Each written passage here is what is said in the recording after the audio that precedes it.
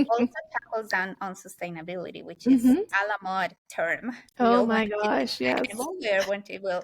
We have been in these areas that Mm-hmm. Anya and I work. We have been doing this for a long time.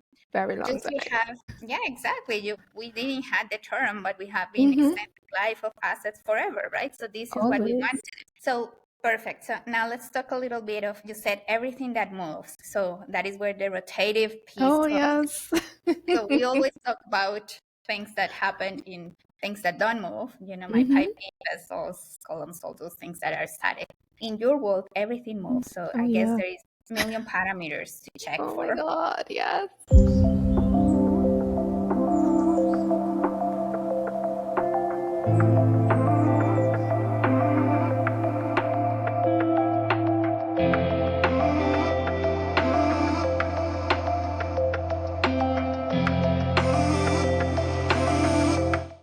Good morning, good afternoon, or good evening, depending on when you are or where you are watching us or listening to us. And thank you for being part of the Material Business Podcast.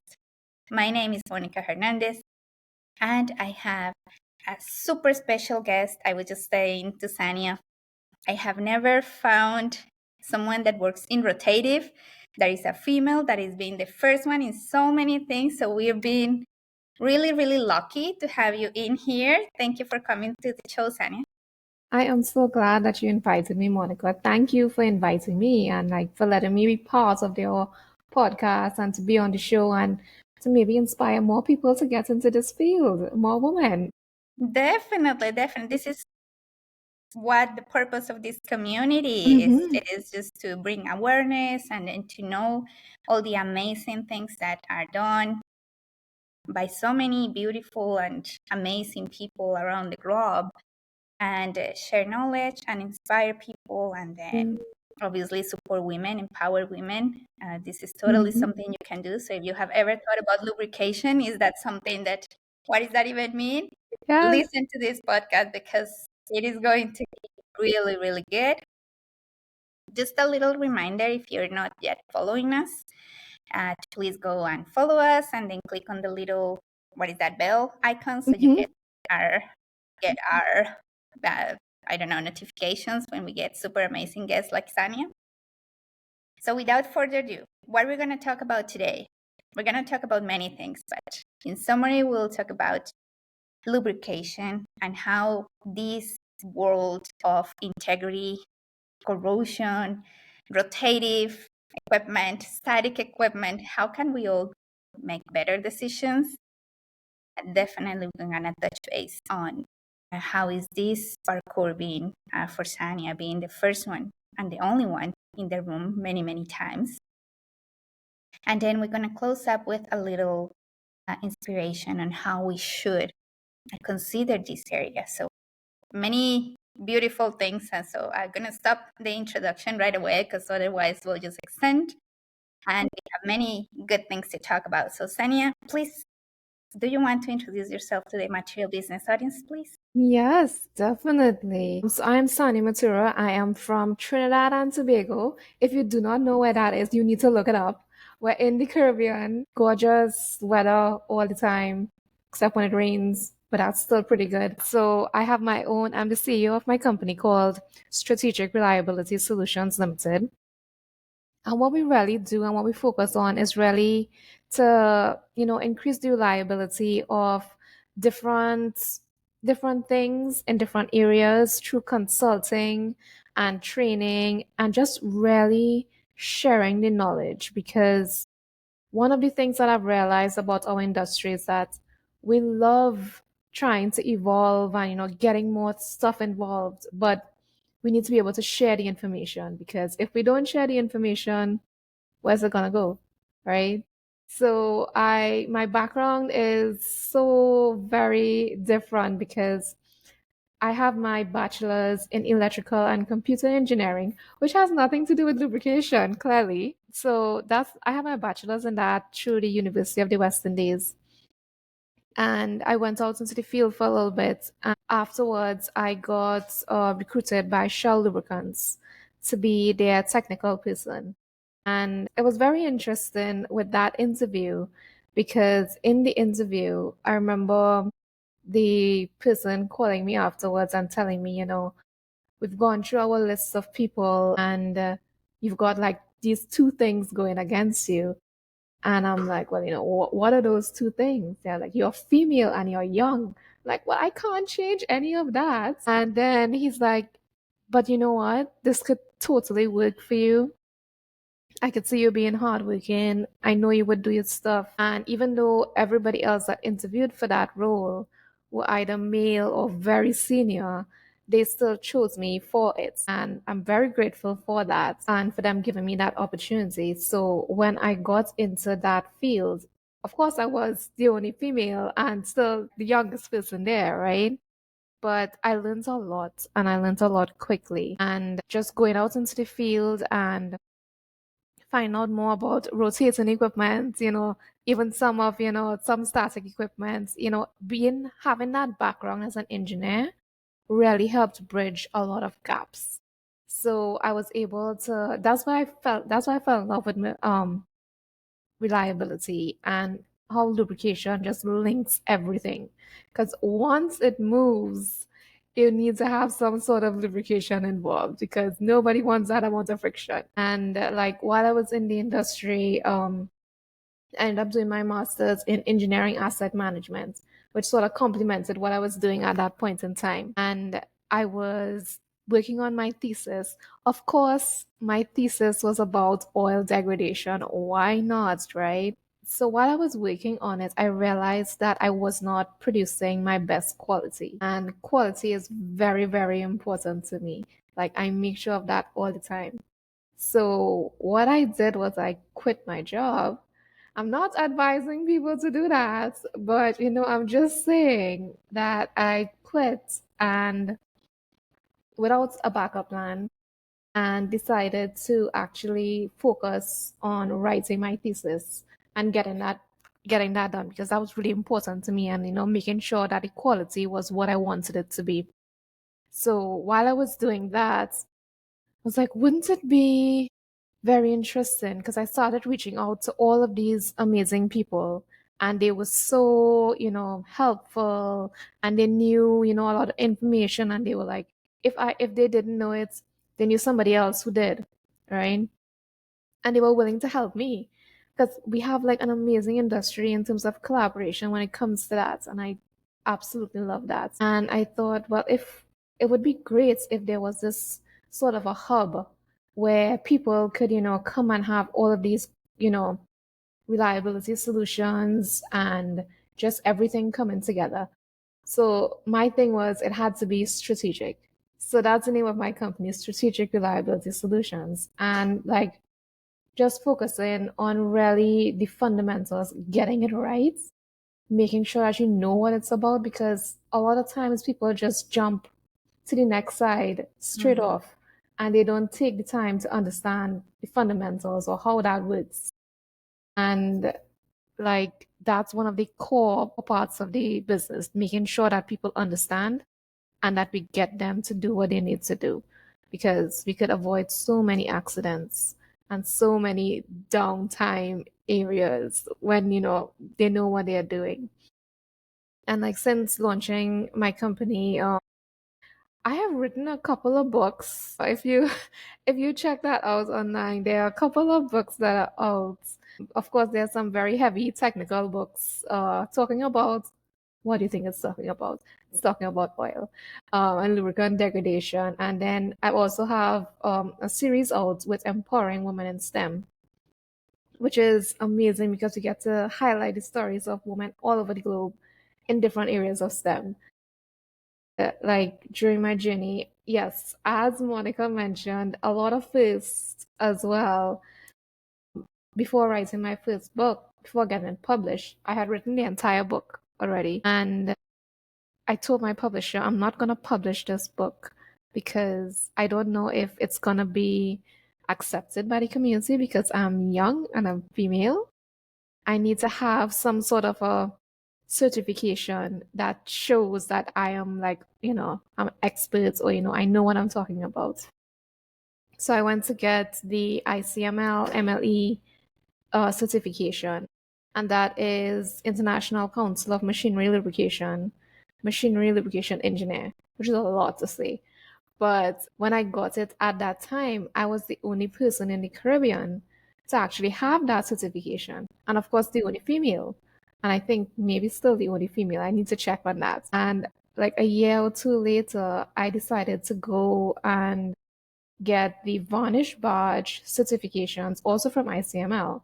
And when I got those, I was the only female in the world that had those certifications. And I'm like, why? Where are all the other women? Because I know we have a lot more women in the field. So I also got this other certification from Mobius Institute, and that is field lubrication as well. And again, first female and the only female instructor. So there are a lot of firsts, definitely, Monica, a lot of firsts. But that's just a little bit of my background, and we could probably talk. I will probably talk all day, so I'm gonna step back a bit and give you some time.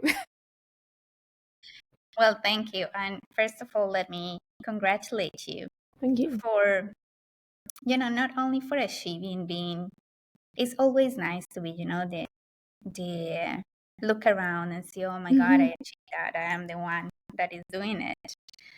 But I want to thank you for opening the path Yes. for other girls, for Yes. other women, Yeah. other Caribbean women, Oh, other yes. women, like talk a lot about representation. Hmm. And this is truly what representation means is like, Yes.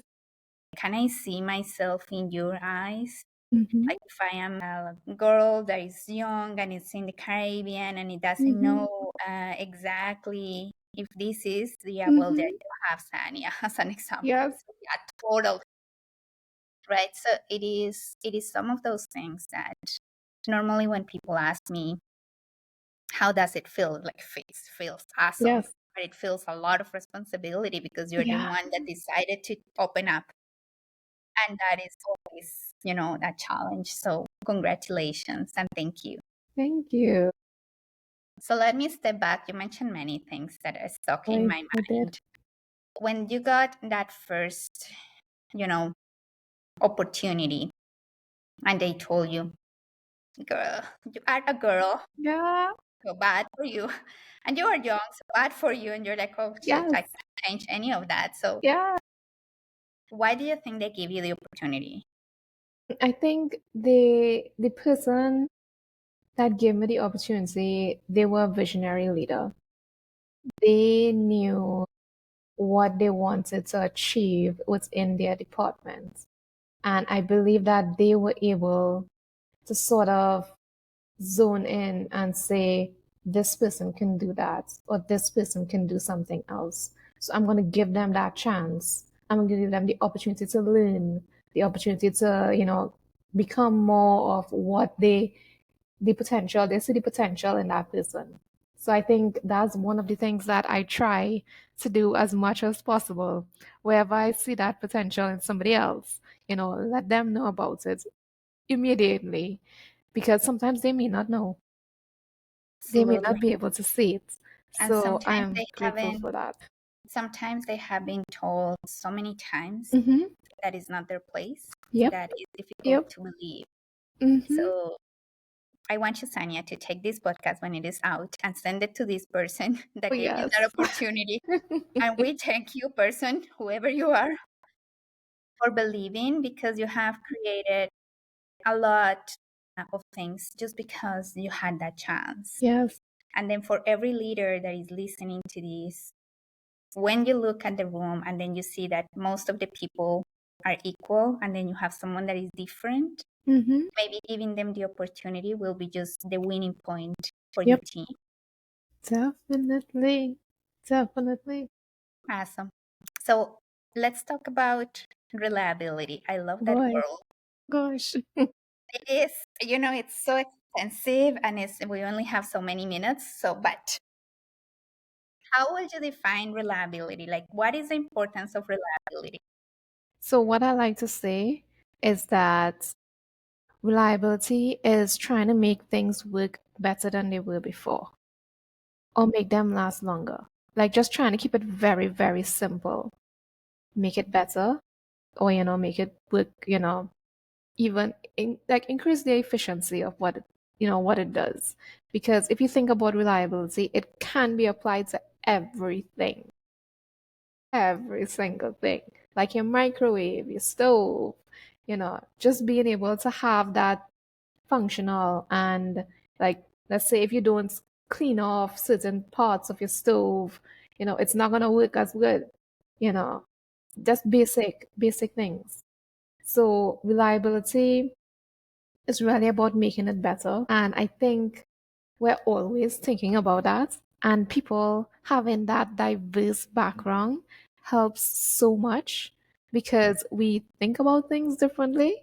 We all do. And having, like you said, different people in the room, it brings different ideas. It brings more to the table. It brings more value. So that is one of the key things in terms of, having such a diverse workforce, because the way that I think about something may be different from the way you think about something, and different from somebody else who thinks about something.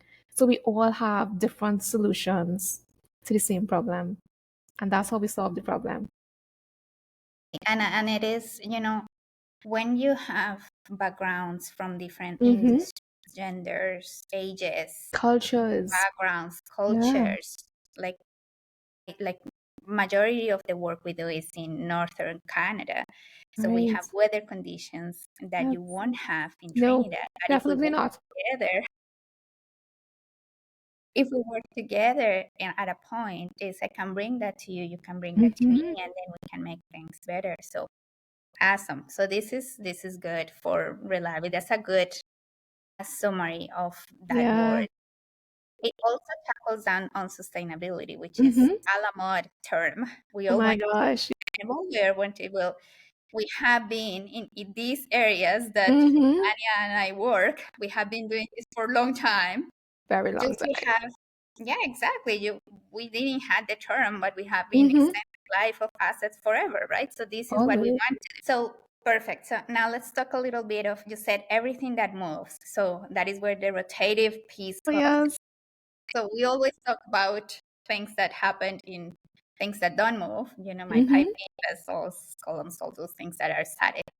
In your world, everything moves. So I guess Yeah. there is a million parameters to check Oh my for. God. Yes. Yes. So many. So many different parameters. And like, I'm just going back just to the very, very basics. When you look at the functions of a lubricant, like it has to reduce friction, it has to, reduce wear, it has to make sure that it kind of removes some contaminants. In some cases, it could transmit power. Those are the hydraulic oils, right? So a lot of people say that oil is oil, it doesn't matter. But you have so many different things going on with oil, in that the oil that you use in your car would not be the oil that you use in a $2 million rotating piece of equipment. It will not be the same thing. It's totally different. And the way that it is made up and the composition of it is completely different. If you're looking at automotive oils, they have about 30% of additives in them. If you look at turbine oils, they have 1%. So Wow. they have to get that 1% very correct, in terms of, resistant corrosion, resistant oxidation, resistant all of these other things, anti-wear. That has to fit in that 1%, and has to balance for the entire life of turbine, and or the entire life of the oil, because not all of the time is gonna last as long as the turbine. Because there are some oils that can last 5 years for turbines. There are some that they get degraded in 6 months because they have the wrong conditions, or they have very heavy varnish in them, which is one of the other books that I wrote about. But, it varies a lot. And having somebody who understands how the oil works could actually help you to not have your equipment go down on you, because nobody wants to have equipment downtime. And when you have varnish getting involved, or you have the oil degrading faster than it's supposed to, that leads to the downtime. That leads to things breaking and people shouting and people getting scared and running away from the plant. And nobody wants that. Nobody wants that at all. So just, understanding that part, that is critical. And is for people that are not familiar with the lubrication field, it's very interesting. Trust me. It sounds like, because you were saying to me before we started the recording Mm-hmm. that everything that moves requires some Mm-hmm. sort of Yep. lubricant. And Mm-hmm. then why is that? Maybe just educate us a little bit on the Let reason. me do a very easy thing that I usually do with some of my classes. It's like if you take your hands like this and you rub them and you keep rubbing them faster, what's gonna happen? Like you start getting heat being Mhm. generated. If you have like something that's damaged on your hand, you can get all sorts of things being damaged. In your car, just your regular car, you have parts moving a lot faster than that against each other. So you can imagine the amount of wear that's going to happen in between those parts. Like, I can't move my hands as quickly as what's going on in your car. But if we were to put like some cream on our hands, it would be able to move a little bit smoother. You're not going to have as much heat. So, those are the functions of the lubricant, going straight back into that. So that's why we need to have lubricants in everything that moves because we're trying to reduce friction. We're trying to reduce the amount of heat that's being built up. We're trying to make things work a little bit better. So if you're dragging something across the floor, it would be easier if it was a little bit slippery. So everything that moves needs a lubricant. Everything. So that is very interesting because, Mm-hmm. from the materials background, Mm, it is always trying to make the materials mm, better and lasting longer. But this is maybe an area that we overlook sometimes, mm, and it comes down to your design. mm-hmm. It And does we always. always, right? Oh, thank you. Every person that has come to the podcast that has technical background says the exact same thing. Mm-hmm. Design better at the beginning, you can reduce the impact about 75% at the end of life. Looking at all that, perhaps sometimes we don't need better materials, we need better lubricants in our activity. Yes, work hand in hand. That's how it has Definitely. to work. Perfect. So this is really an eye-opening. So now, can you tell us, if we choose correctly, for example, Mm-hmm. the lubricant, the amount of testing, the Ah, yeah. I guess all that. Like, what is your experience that this is going to help the life of that piece of equipment? Okay, so I'm gonna bring back to another analogy because it's easy when people could visualize and they could think about things. Totally. Oh And my there God. is young people listening Yes. to this. There is a lot of younger minds, so it's easier for them to break it down when it's Oh easier. yeah, definitely. Definitely. So what I want you to think about is actually walking through a swimming pool. If you're walking through a swimming pool and it's filled with water, you get a little bit of resistance, right? If you swap that water out and you put something like molasses, just very thick, and you try walking through that, it's going to be difficult, right? Very difficult. So, one of the major things with lubrication is that you have to get the viscosity right. And the viscosity is what we talked about just now, your resistance to actual flow. So it goes back to that at your very basics. So what I've seen over the years is that sometimes people use the wrong viscosity in their equipment. So if you think about things moving and while they're moving, they have a lubricant over them, so it's gonna keep moving. But if the lubricant is too thin, it's gonna wear away because it's not gonna give them enough coverage. If it's too thick, it's going to be moving over each other, but it's going to have to overcome some friction as well. So it's going to be a little bit slower. So it's not going to be as efficient. So it's not, if it's too thick, not as efficient. If it's too thin, it's going to damage the equipment. So those are fundamental things when you start thinking about lubricants and how they're being used and different things. So The other part is that having the actual lubricant that is suited for your equipment. So you have mineral oils and you have synthetic oils. And in some cases, because of the environment of your components, you may actually need a fully synthetic oil to withstand that temperature compared to a mineral oil. So if you use a mineral oil and you're trying to cut costs, because you know everybody wants to cut costs, if you have that mineral oil, then what happens is that you have a shorter lifespan of that oil. It actually degrades a lot faster because it's not designed for that temperature. It's not designed for that environment. So it may give you, if it's supposed to be 5 years with the synthetic, the mineral oil may just give you 2 years. So then you're changing that oil out every 2 years instead of every 5 years. And while you're thinking that you're saving so much, you're actually not. Because to change that oil on the equipment, you have to have downtime, you have to have staff, you have to have all of this stuff to change. You have to buy the oil twice over a 5 year period. So you're really not saving that much when you really, step back and think about it. So it's about getting the right lubricants for your right application and in your right equipment. So making sure that it all sort of comes together. So that's like how I would describe, if it is that we had the wrong lubricant, because there's so many times people have the wrong lubricants in there, or it gets contaminated. If it gets contaminated, like Very. things go bad very quickly. So you're mentioning, oh my God, this is so interesting. And we need to have like a version 2 of this. Oh So yes, because for I have sure. so many questions, but maybe just narrowing down for now.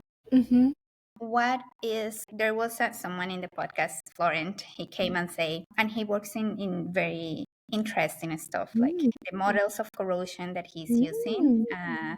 are being used to find out if we have life in the moons of Saturn. That's the kind of Nice. stuff he works on. And he comes and says in the podcast, we talk about something that is not going to happen today. Mm-hmm. It's going to happen in some time.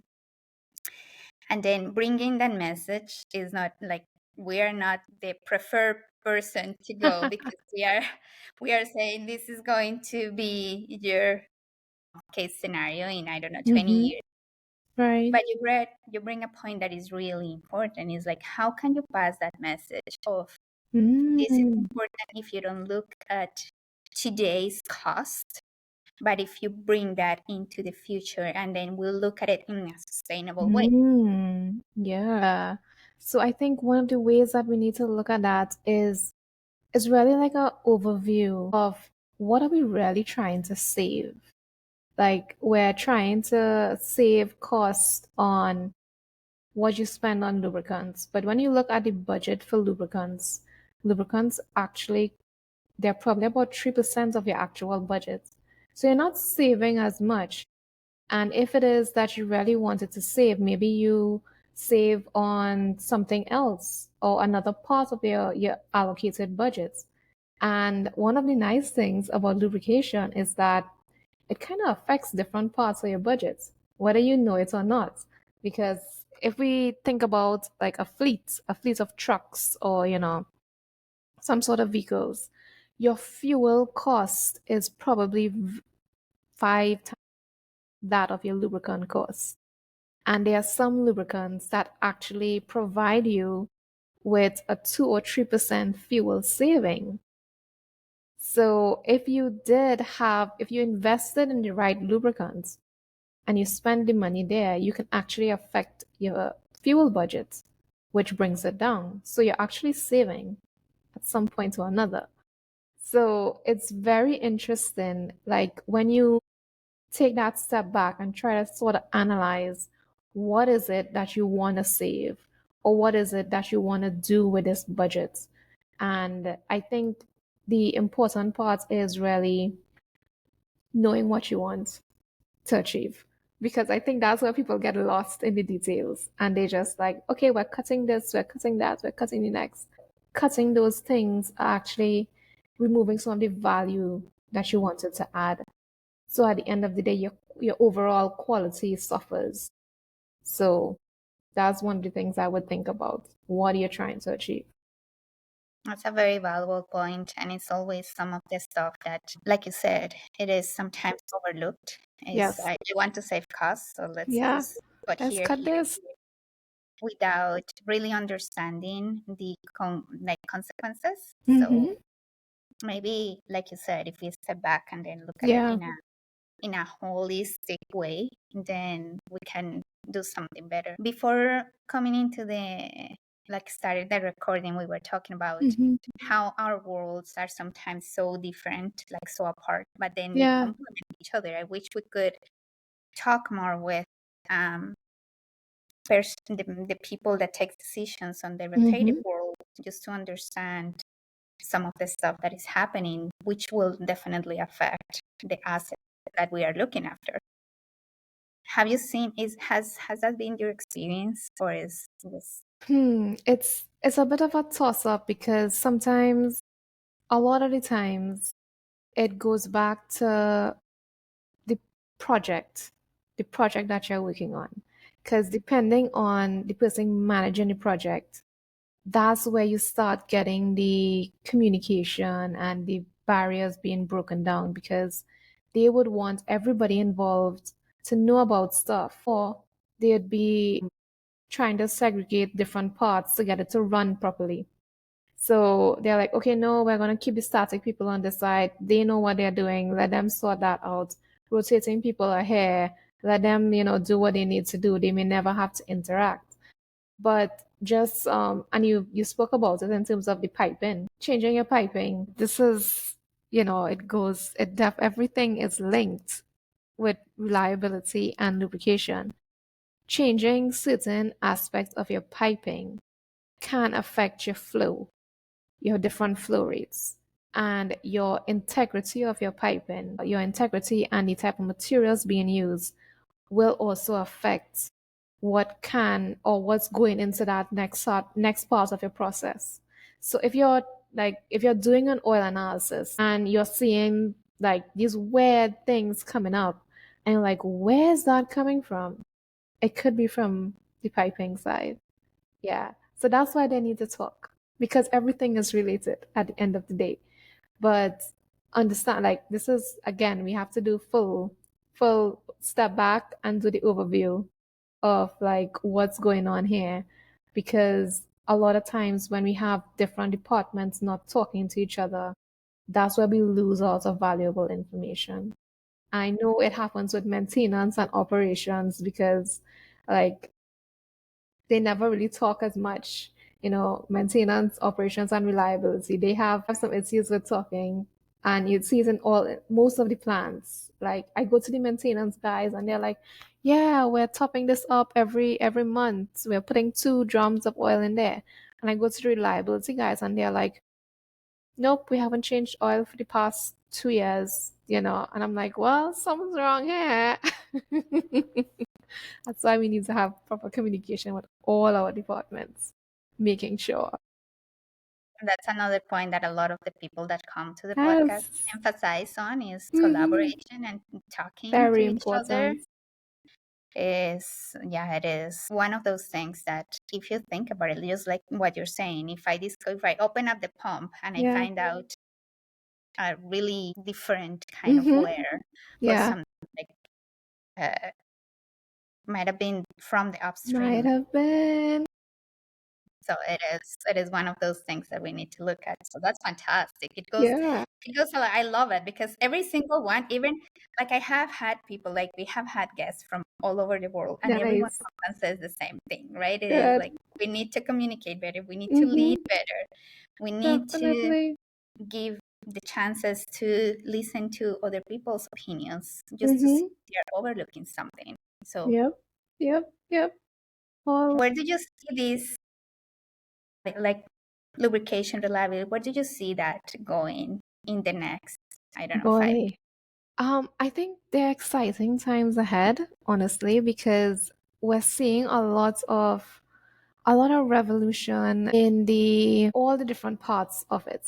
So in terms of the formulation of the oils, they're getting better at it. They're thinking outside of the box. They're, finding new ways to formulate oil. So that's perfect. That's lovely. Oil analysis side, where you start bringing the reliability in, they're getting better at detecting things faster. And like I've seen different, I would say sensors and different lab equipment, like they are actually being able to detect failure a lot earlier compared to what we would have been able to detect in the past. And I think that is important. That is critical for all of our functioning facilities, because everybody wants to know if something is going to go down. Let's try and stop that before it happens. So I think that we're at the point where we're going to be seeing a lot of different things coming about, a lot of changes, and there are some people who are very resistant to change. But some of it is good, some of it is definitely good. But we're seeing a lot of evolution, and we're starting to see a lot of things where people could actually do things better, or protect your asset a lot better or longer in when we look at the grand scheme of things. Because really, that's what we want to do. We want to have the plant functioning. We don't want to have unnecessary downtime. Somebody's calling you on a Sunday morning, you have to go out there and get stuff done. So I think that's the direction that we're heading in right now. It sounds very promising and Yes, it sounds very amazing. Hopefully, we head in that I direction. Like hope you so. said, change is not always easy, but Oh, is necessary so we can yes. have better things that we have always had, right? So, Mm-hmm. with the little time that we have left, Sanya, I Yeah, wanted to pick your brain on boy. how do you, what would you say to, when you think about lubricants, like the Mm-hmm. first time I heard that word probably was I was a child and my dad was taking the car for Yes. changing and it's the mechanic and it smells like Mm, oil is dirty, it's not, it's not the nice facilities we have here, right? Back in Colombia, it was the neighborhood mechanic with whatever doing whatever it is that they do. But for someone that is maybe looking and having ideas of what can we do uh, with what can I do with my life, and then you're saying lubrication is really amazing, it is. what will you say to them?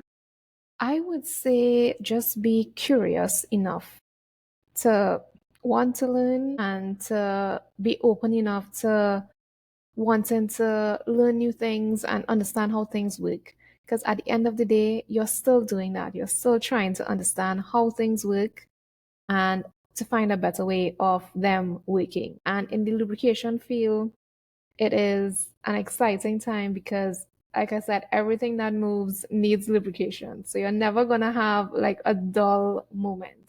There's always going to be something going on. Something, it's not just that you're going to be working with, a car for the entire day. It may be cars, it may be trucks, it may be, heavy equipment, it may be machinery on a plant. So there's a lot of scope in that area. And a lot of people don't realize how much it impacts everything else. Because guess what? If the lubricants aren't working, then your pump isn't working either. So that's why it's a very important, it's a very critical part. And when I did my first degree, I didn't know that this job existed. And like that's the thing about it. It's like a lot of times people just don't know. So it's, because of the good work that you are doing as well, Monica, Oh, thank you. we're trying to spread the word, get more people involved, trying to get more people, aware of different areas that they can go into, because a lot of the jobs that are going to be available in the next 10 years do not exist yet. So it's Oh, a I very love that. I interesting love what you're time. saying. It is an exciting time. It, it We is. have so many opportunities, and you're Mhm. right, like so many new Yeah. jobs are going to open up, Hmm. which we don't even have an idea right now. Yeah. But Yeah. there is also all those things about the people that has the knowledge Hmm. are going to go there. Yes. So you need to tap into There. them quickly. Exactly. You need to go and learn from them as much as you can, I guess. Yes. Definitely, definitely. And like I see that a lot within I think all of the industries. There's no one particular industry, but we're not utilizing the people that we have in the industry and learning from them. And we definitely need to do a lot more of that because the things that they've learned and they've taken so long to learn about, they could pass it on to us within minutes rather than years. So it's a great thing to get there, like get their information and have it in one place and, definitely store that somewhere. Maybe just the last question. Mm-hmm. How did you do that? How did you go and say, hey, I'm just thinking about some Mm-hmm. of the, high school people maybe, or recent grads that are Yes. there and they have no connections. And how do you Mm-hmm. really go and say, you have 30 years experience, pass it on to me? Like, how do you do that? You do volunteer programs. You tell them, here's what, I want to spend the day with you. I want to walk around with you. And you learn so much just by doing that. I mean, of course, get your safety equipment and whatnot, depending on where you're going. But tell them you want to spend the day with them. You don't have to pay me. I mean, pay me in food. Always good, right? But just follow them around for the day. Like you learn a lot within that time. And if you just follow them around for a week, you'll know every single thing. Well, once you're there to retain the information, of course, like that's the other part of it. Following them around is one thing, but being open to receiving the information and understand what they're trying to tell you, that's the other part of it. So, just be very open and tell them, I'm very new to the industry. I I have no experience. That's why I'm coming to you. No experience whatsoever. So, be willing and be open to learn. That's it. And in your experience, people are willing to show Most you? of them are because, and especially the people with years of experience, like, yes, I want to show you what I do every day, I love that. And that's one of the things that I did a lot in the earlies because a lot of times the people who had the information, they were the ones on the ground walking the floors. And I'm like, give me a day. Just give me a day. I'll be a shadow for the day, you know. And I learned so much from them because they knew more about what was going on with the equipment compared to some of the operators who just are in the room and just looking at the controls because they're actually physically with the equipment. So it's always good to have that hands-on experience with them. Definitely. That one you do not learn in a classroom. Yeah, you don't pass on field experience. Like Yeah. I was saying the other day to someone, is like nobody can tell me how the corrosion smells because I know that I've been inside Yes. the equipment Mm-hmm. too many Definitely. times. So it is. So all those things are really valuable Mm-hmm. insights. Sanya, thank you so much. You are most welcome. We got to the end. Like it goes always so fast. I know. It is. We got to the end. But thank you for your time. Once again, thank you for what you're doing, for Yes. representing us, Yes. girls, but then also for giving opportunities, like you Mm-hmm. said at the beginning, like you were extending the ladder and then just being so willing to come into the podcast and sharing all your knowledge is it speaks for the work that you're doing. So thank you so much. It's always my pleasure. Whatever I could do to help others and, get them more aware or, share the information or share the knowledge because I think that's very important. Like we need to be doing that. So you are doing a great job as well, Monica. So just letting you know. Thank you. Thank you. I take that with a lot of, I'm very humble, but with a lot of Nice. love. Thank you. All right. So, to the audience, thank you so much for listening to another episode. Don't forget to subscribe and then to tell all your friends about this great community of material business. And Yes, then we'll see you in the next episode. we Thank you, Sani. will. Bye.